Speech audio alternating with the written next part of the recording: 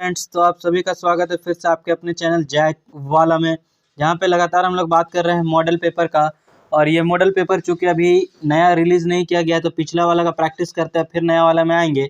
ये लगभग यहाँ पे लिखा हुआ है सेट टू बट। लगभग हम लोग जो है 10 से 12 सेट को कंप्लीट कर चुके हैं, और ये अगला जो पढ़ रहे हैं वो स्टार्टिंग से शुरू होगा, क्योंकि इसके पहले का सेट हमने पीछे ही कंप्लीट किया। अगर आपने वो वीडियो नहीं देखा तो ज़रूर पीछे जाकर उस वीडियो को पहले देखें।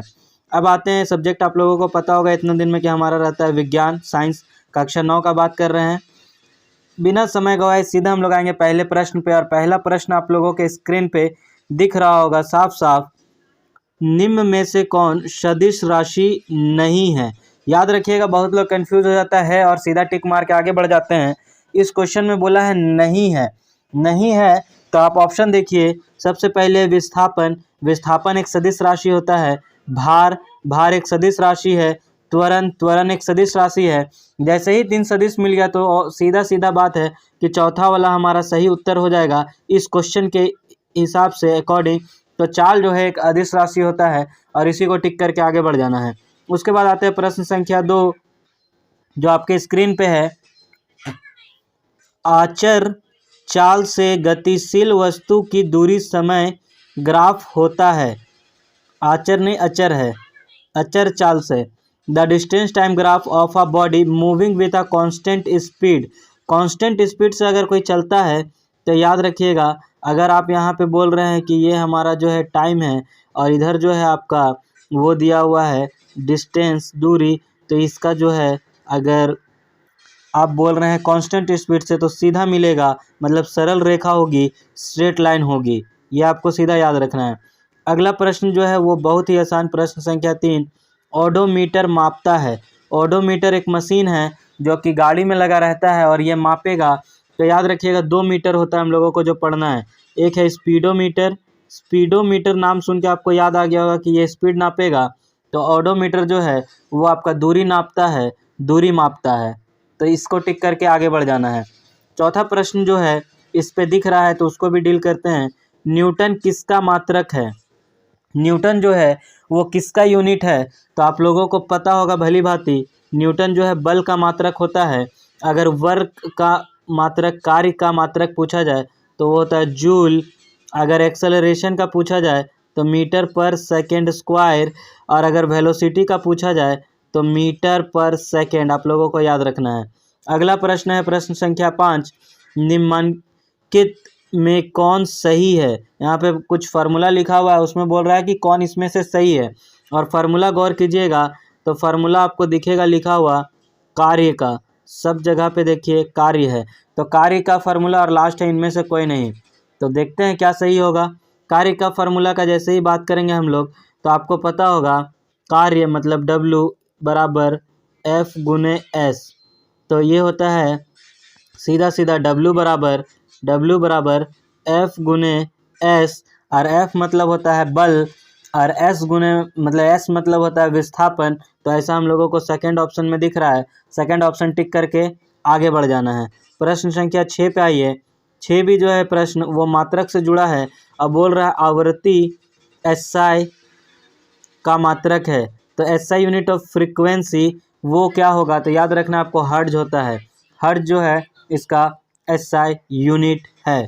उसके बाद अगला प्रश्न प्रश्न संख्या 7। और प्रश्न संख्या 7 दिख रहा है आपको, वायु में ध्वनि तरंगे in air sound waves are. तो साउंड वेव्स एयर में लॉन्गिट्यूजनल बहती है। आप लोगों को बताना है सही उत्तर क्या होगा। ये तो सही है, पर आप लोगों को कोई डाउट हो तो उस पर बताना है। लॉन्गिट्यूजनल अनुदैर्ध्य होती है। उसके बाद आते हैं प्रश्न संख्या 8 की ओर। और प्रश्न संख्या 8 है, आवर्ती n तरंगधार्य लैम्डा वाले तरंग की चाल भी दी जाती है। मतलब आपको रिलेशन बताना है, और रिलेशन है फ्रीक्वेंसी, वेवलेंथ और वेलोसिटी के बीच में। तो इसको सीधा रट जाइए, v = n लैम्डा। ये इसका सही उत्तर है। क्यों और कैसे आया ये मैंने पीछे के प्रैक्टिस पेपर में बताया है, तो आप पीछे जाके देख सकते हैं। अभी सीधा रटे रहिए। उसके बाद है अगला प्रश्न, श्रव्य ध्वनि का पारस होता है ऑडिबल रेंज ऑफ साउंड। तो ये आपको याद होना चाहिए 20 से 20,000 हर्ज तक जो है ऑडिबल होता है, उसके बाद जो है हम लोग नहीं सुन सकते हैं, और इससे पहले जो है हम लोग नहीं सुन सकते हैं। पृथ्वी का द्रव्यमान, मास ऑफ अर्थ, तो आप लोग अगर क्वेश्चन बनाते होंगे न्यूटन लॉज वाला, ग्रेविटेशनल का, न्यूटन लॉज ऑफ ग्रेविटेशन, तो वहाँ पे आप लोगों को दिखा होगा इसका पृथ्वी का द्रव्यमान जो कि होता है 6 × 10⁻24 kg। सीधा सीधा याद रखना है। उसके बाद अगला प्रश्न है प्रश्न संख्या 11। पृथ्वी के केंद्र पर 20 kg बालक का भार है। 20 kg बालक का भार क्या होगा? तो 20 kg तो आपको याद होगा, भार मतलब वजन W, और वजन W इज इक्वल टू होता है mg। ये वर्क डन वाला W नहीं, ये वेट वाला W है, mg। और अगर यहाँ पे मास बोल दे रहे हैं हम लोग 20 kg, और g जो है वो आपका होता है 9.8, तो यहाँ पे आप देखिएगा तो 9.8 से जैसे ही आप 20 को गुना कीजिएगा तो लगभग 200 मतलब 196, 19.6 आएगा। और 19.6 जो है यहाँ पे दिख नहीं रहा है, तो आपको इसका सीधा बताना है कि इनमें से कोई नहीं। अगर यहाँ पे वेट के जगह पूछ देता आपको इसका वर्क डन क्या कर रहा है, तो भले यहाँ पे 0 होता, तो 0 पे आप वर्क डन कन्फ्यूज़ नहीं करेंगे। वर्क डन नहीं पूछा है, यहाँ पे भार पूछा, भार कहीं पे भी रहिए होगा, चाहे आप मून के ऊपर रहिए चाहे आप अर्थ के ऊपर रहिए, है यही अंतर कि दोनों जगह अलग अलग होगा। उसके बाद आते हैं प्रश्न संख्या 12 पे, और 12 प्रश्न संख्या जो है वो कहता है दाब डैश राशि है, प्रेशर इज अ क्वांटिटी। तो याद रखिएगा प्रेशर स्केलर क्वांटिटी होता है, प्रेशर जो है वो एक अदिश राशि है। यहाँ पे गलत लिखा हुआ है, सदिश नहीं, इसे हम लोग आदिश बोलते हैं और इसे हम लोग सदिश बोलते हैं। तो अंग्रेजी पे जाना हो तो आप लोगों को स्केलर बोलना है, और हिंदी में जाना हो तो उसको सदिश नहीं बोलकर आदिश बोलेंगे। यहाँ ऑप्शन गलत दिया हुआ है। उसके बाद है प्रश्न संख्या 13, और प्रश्न संख्या 13 है जड़त्व का गुण, प्रॉपर्टी ऑफ इनर्शिया। प्रॉपर्टी क्या है? तो occur in everything, occur in anything, occur it occur in nothing, it occur in moving object. तो ये होगा ऑकर इन एनीथिंग, किसी वस्तु में होता है, प्रत्येक वस्तु में होता है।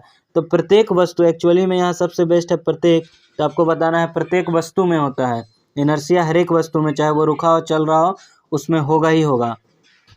इनर्शिया उसके मास को बताता है। उसके बाद प्रश्न संख्या 14 नंबर पे आइए, किसी अवस्था में अणुओं की ऊर्जा सबसे कम होती है।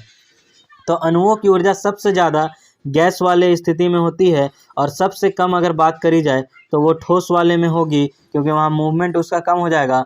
तो अणुओं की एनर्जी सबसे कम होती है सॉलिड में, और सबसे ज़्यादा होती है गैस में।